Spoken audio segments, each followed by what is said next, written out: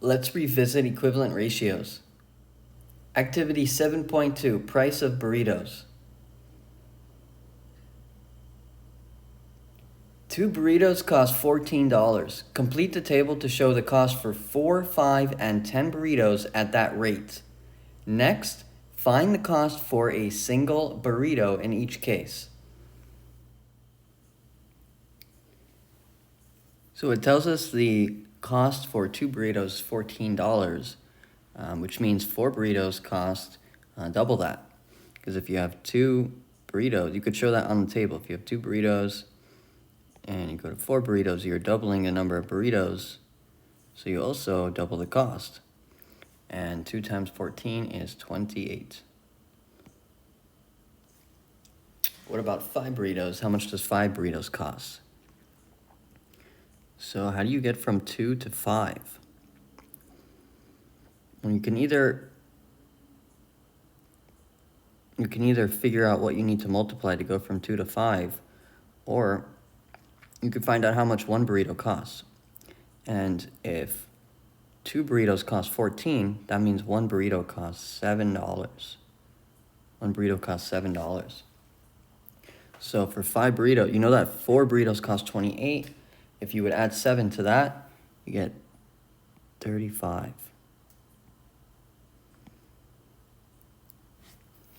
And how about 10 burritos? You know, if we have 2 burritos, it's $14. Well, if we have 10 burritos, let's use another color. If we have 10 burritos, we're multiplying the number of burritos by 5, which means you also multiply the cost by 5. 5 times 14, 20.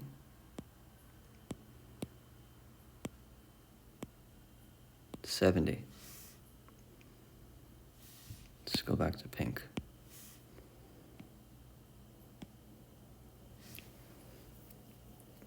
And how much does each burrito cost? Each burrito is $7. And each burrito stays $7. So the unit price is $7 for each row. And what about B burritos? So they're using B to show burritos. B is burritos. So what's the cost of dollars for B burritos? Pause the video and try to figure that out. Well, B burritos would be, let's use another color. B burritos, 7 times the number of burritos. So whatever number of burritos you have, you multiply it by 7 and you get the cost. And what about the unit price? Well, unit price is still 7. No matter how many burritos you have, the cost is still $7 per burrito. Noah bought B burritos and paid C dollars. Lynn bought twice as many burritos as Noah and paid twice the cost he did. How much did Lynn pay per burrito? So let's use a table to think about that scenario. So we have a story going on, and Lynn and Noah are buying burritos, and it says that Noah bought B burritos and paid C dollars. So you might be thinking, what is B and what is C? Meaning you're looking for a number. But if you have a variable, these are variables. These are variables. So B is a variable and C is a variable. Let's use a different color for C. Let's use green. So those are variables, and variables don't necessarily need a value. Variables represent something, and a C in this case represents dollars. So C is saying dollars, whatever that is. It could be $1, could be $100. C is the number of dollars. And Noah bought B burritos. B is the number of burritos. So he could have bought 1 burrito, could have bought 10 burritos. It doesn't really matter what the number is. What matters is what B represents and what C represents. So we're using this table to try to figure out how much Lynn paid per burrito. It says Lynn bought twice as many burritos as Noah and paid twice the cost he did. So let's look at the table. Here's our table. And let's circle this because B is the number of burritos and C is the cost in dollars.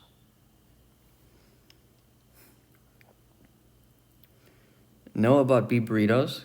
He paid C dollars. And look at our unit price. Our unit price.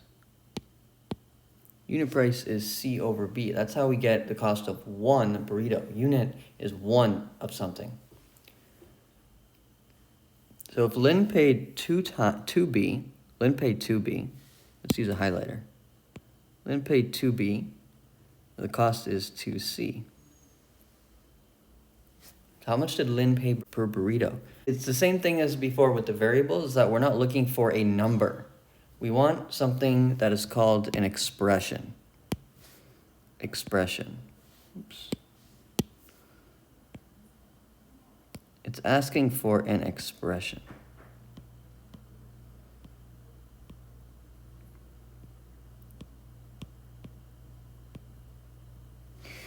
An expression is a mathematical statement that could have letters. It doesn't have to always have numbers. And when you deal with math, you're not always dealing with numbers, but sometimes you can deal with letters that represent a quantity of something. So such as in this case, B is the number of burritos. But we're not saying there's 3 burritos or 4 burritos. We're saying that there's B burritos. So there could be 3 burritos, there could be 4, there could be 40. We're using a variable to represent number of burritos. So we're looking for an expression. And what expression could you use to show how much did Lynn pay per burrito? Well, the expression for Noah is the cost over number of burritos. Cost C over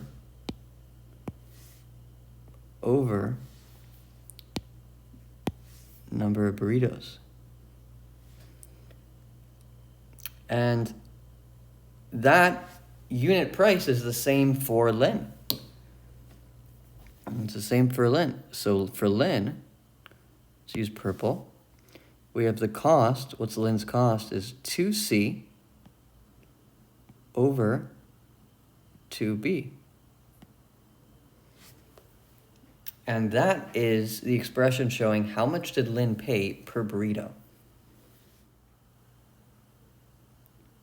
Number 4, explain why, if you can buy B burritos for C dollars or buy 2 times B burritos for 2 times C dollars, the cost per item is the same in either case. So it's asking you to go back to this table, and if you look at the unit price, so let me highlight what I'm talking about. Unit price. The unit price is the same, but for Lynn, we wrote 2C over 2B, and for Noah, we wrote C over B. So how could that be the same? Let's go back to the question. How is the cost the same, but we wrote 2 different expressions? So Noah bought a certain amount of burritos, and he paid a certain amount of money. And Lynn bought 2 times. Whatever Noah bought, she bought 2 times, and she paid 2 times the price, which means she's paying the same thing per burrito. So even though we wrote 2C over 2B for Lynn and C over B for Noah, but per unit cost, that's the same thing. And if you want to explain it mathematically, let's use purple again, but 2C over 2B, actually let's use orange. 2C over 2B is the same thing as C over B. And 2C over 2B looks different than C over B, but in reality it's saying the same thing. The unit price is the same for Lynn and Noah, and 2C over 2B equals C over B. Activity 7.3, making bracelets.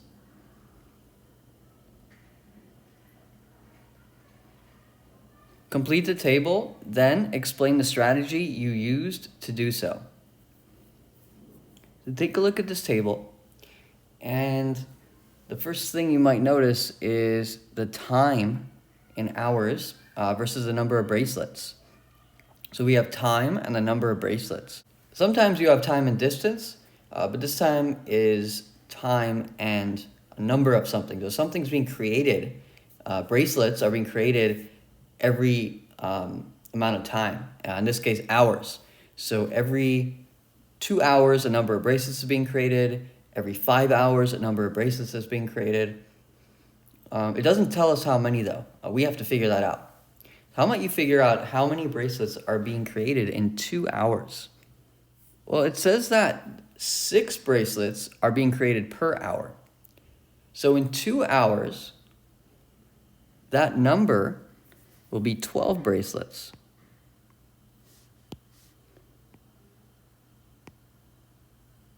Because for 1 hour, in 1 hour, 6 bracelets were being made. So in 2 hours, they made 2 times that number of bracelets. What about 5 hours? So how many bracelets could I make in 5 hours? Well, if you're making 6 bracelets per hour, let me just highlight that. 6 bracelets per hour. They're always making 6 bracelets per hour. So if in 5 hours, you can make 6 times the 5 hours, because there's 6 bracelets in 5 hours times 5 hours. So 30 bracelets. Oops, let me use orange. What about 7 hours? Again, you're still making 6 bracelets. So 5 hours you made 30, 6 hours you made 36, and then 7 hours you made 42. 42 bracelets. So in the next row, it tells us the number of bracelets, and it wants to know how many hours it took to make that number of bracelets. And it says 66 bracelets. How long did it take them to make 66 bracelets? Well, it took them 11 hours. 11 hours. Because 66 bracelets, and you want to know how many they made per hour. So if they're making 6 bracelets per hour,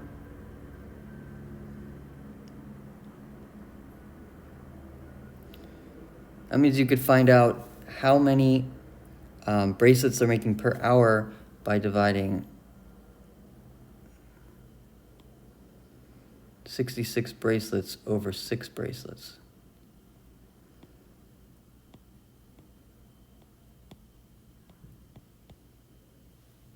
Which is 11.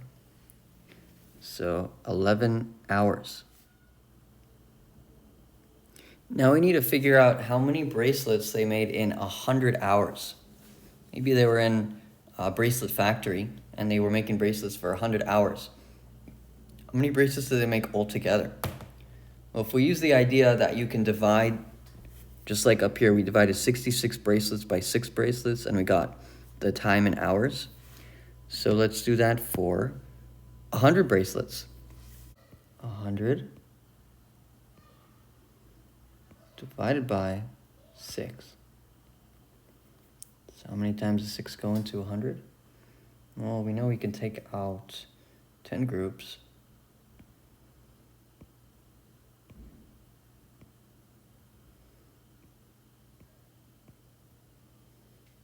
How many times does 6 go into 40? We can take out 6 groups.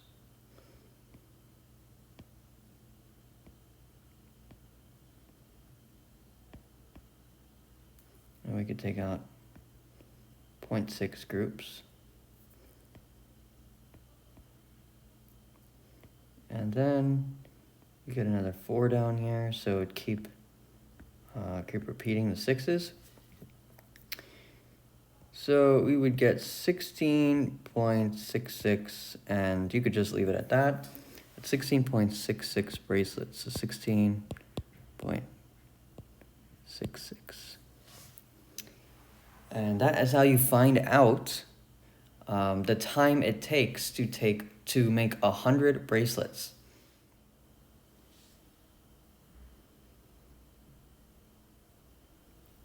Here is a partially filled table from an earlier activity. Use the same strategy you used for the bracelet problem to complete this table. And here the table is labeled number of burritos, cost in dollars, and unit price. And it says the unit price is $7 per burrito. That's what I'm going to start with because that is probably going to help us figure out the cost of however many burritos or however much they're spending on the burritos. So $14, they're spending $14. How many burritos can they get? Well, they can get 2 burritos for $14. And how about if they spend $28? Well, they will get 4 burritos. Okay, so now it's giving us the number of burritos. We need to figure out the cost. Well, if there are 5 burritos and each burrito costs $7, then it's going to cost $35. Let's use another color.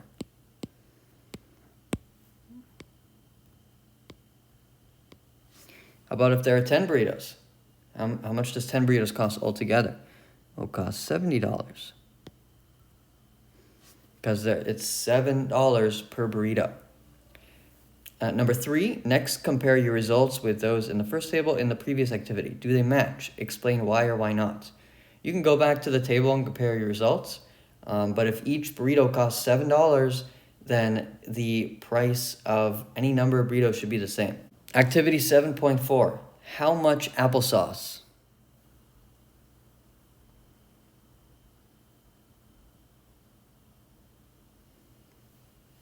For this activity, it might be helpful if we understand how to make applesauce. How do you make applesauce? Well, you crush apples, and you might add some lemon and cinnamon and heat it up.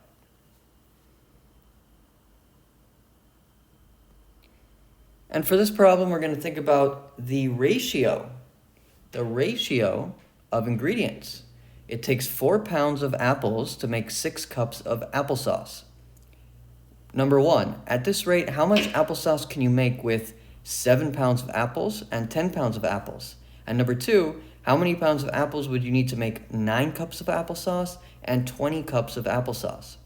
Pause the video and fill out the table. For this problem, you might want to get a unit rate, so how much applesauce is used for 1 pound of apples, or how many pounds of apples is used for 1 cup of applesauce.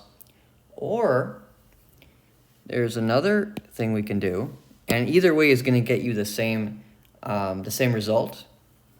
But you can think, how do they get from pounds of apples to cups of applesauce? What number can you multiply to get from pounds of apples to cups of applesauce? And there's only one row where you know the ratio, right? We know the ratio is 4 to 6, 4 pounds of apples to 6 cups of applesauce. And how do you get from 4 to 6? What can you do to 4 to get to 6?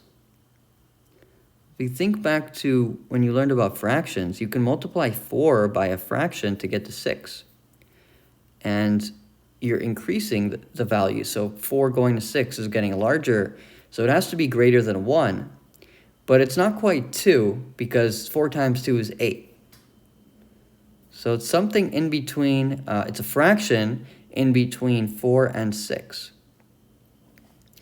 It's a fraction in between 1 and 2. Well, it turns out you can actually use these numbers. You can use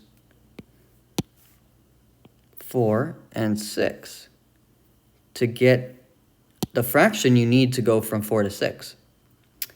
And that fraction is 6 over 4. You can multiply 4 by 6 over 4, and you could do it up here. So let's do it. 4 times 6 over 4. Equal. What does that equal? So if you're multiplying fractions, you multiply the numerator. So 4 times 6 is 24 over 4. And that is the same thing as 6. So you can multiply 4 by 6 over 4 to get to 6. You can also simplify 6 over 4. So 6 over 4, we can simplify that to 3 over 2.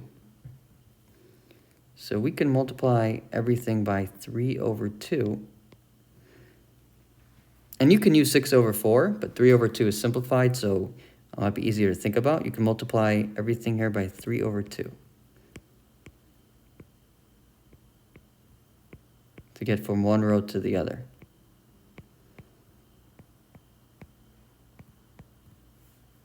So do that now. Pause the video and multiply the pounds of apples by 3 over 2 to get the cups of applesauce in each row.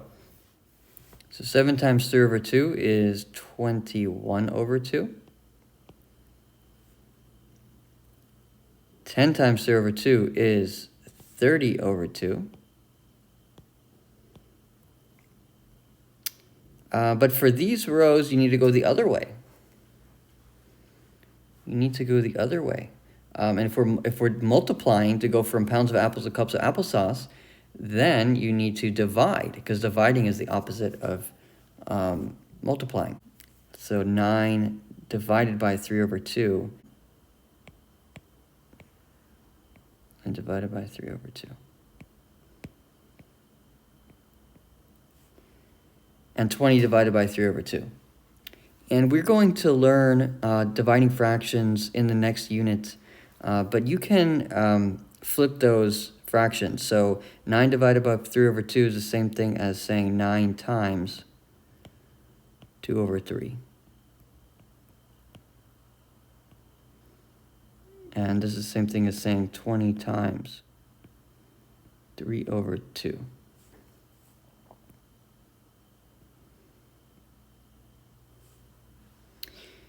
So 9 times 2 is 18. This is 18 over 3. Let's use blue again. 18 over 3. And this is 20 times... I made a mistake here. 2 over 3.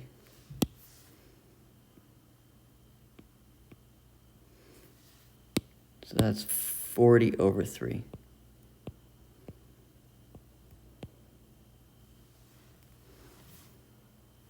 And let's clean all these up. So 21 over 2 is 10 and a half.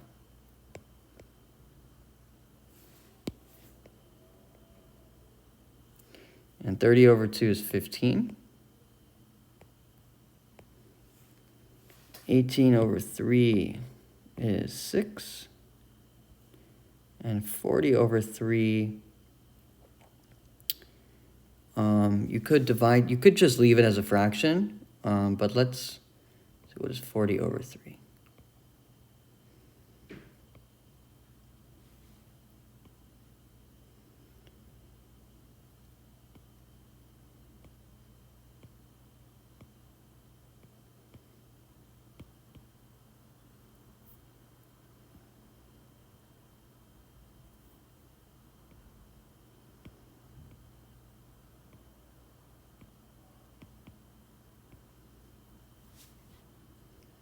And that will be 13.33. They'll keep repeating. You could just leave it as a fraction. You could write 13.3.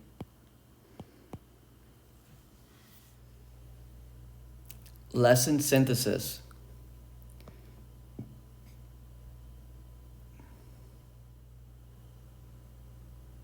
Lesson synthesis.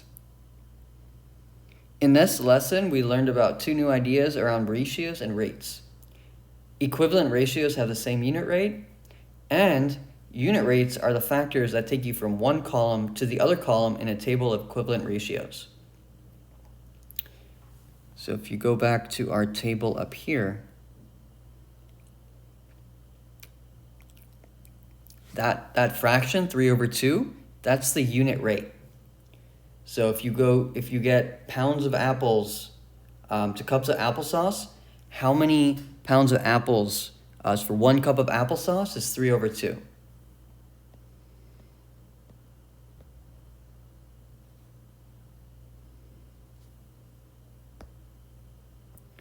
Cool down. A cheetah can run at its top speed for about 25 seconds. Complete the table to represent a cheetah running at a constant speed. Explain or show your reasoning.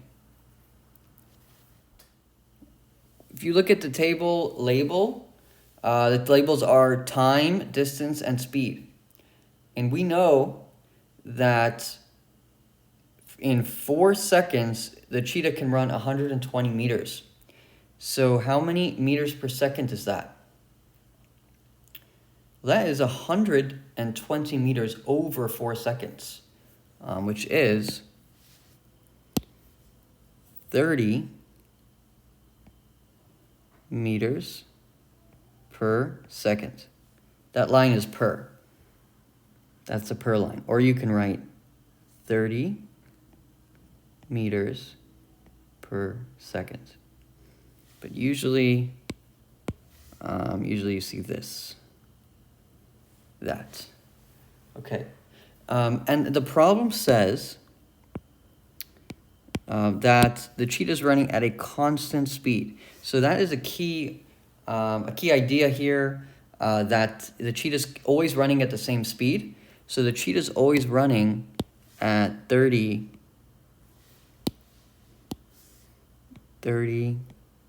meters per second. That speed will not change because it is constant. So in 25 seconds, how far will the cheetah run? Well, if you take the time and you multiply it by the speed, you get the distance, because your time, just like we saw in the last problem, but let's use green here, the time times the unit rate is the distance. 30. Should be 30. So the time times 30. So we need 25 times 30. All these are going to be times 30.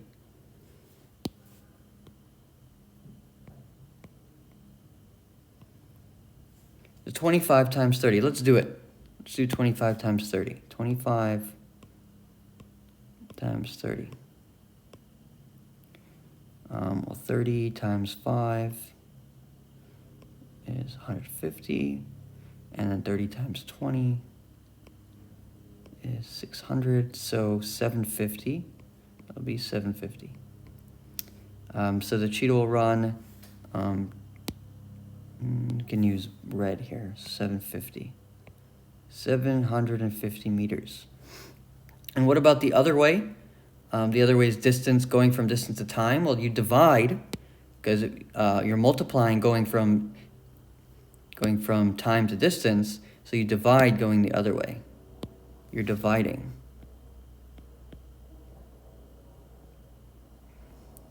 Dividing. Let's rewrite that, because we're going the other way. So I'm going to go this way. I'm dividing by 30. And 270 divided by 30 is 9. 9. So the question is asking, complete the table to represent a cheetah running at a constant speed, and we have completed a table.